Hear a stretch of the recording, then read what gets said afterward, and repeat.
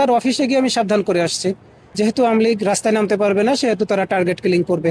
আর আমার সোর্স, কেউ কেউ বলতেছে যে তাকে গ্রেপ্তার করা হোক, তাকে গ্রেপ্তার করলে জানা যাবে যে আসলে সেই সোর্স গুলো কই পায়। আমি পুলিশ ছিলাম, আমি আপনাদের এখানে র্যাব 10-এ দীর্ঘদিন এসএফ এ চাকরি করছি, আমার সোর্স আছে, আমি জানি।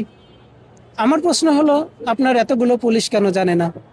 আপনারা কেন জানেন না যে হাদিকে গুলি করা হবে? এই তথ্যটা আপনাদের কাছে কেন থাকে না? আজকে আমার একটু আসতে দেরি হয়ে গেছে, হাদি ভাইকে বলছিলাম যে 2 দিন আপনার সাথে থাকবো, কথা দিয়েছিলাম।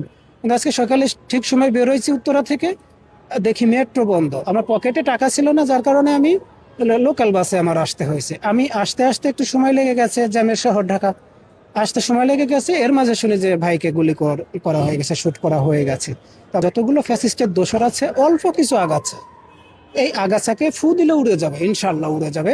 আল্লাহ যদি আমাকে বাঁচিয়ে রাখে, আল্লাহ যদি হাদি ভাইকে বাঁচিয়ে রাখে, এই জুলাইয়ের এই অগ্র সৈনিক যারা আছে এদেরকে বাঁচিয়ে রাখে, ইনশাল্লাহ আপনাদের মাধ্যমে কথা দিলাম, এই আগাছাগুলো তুলে ফেলবো ইনশাল্লাহ।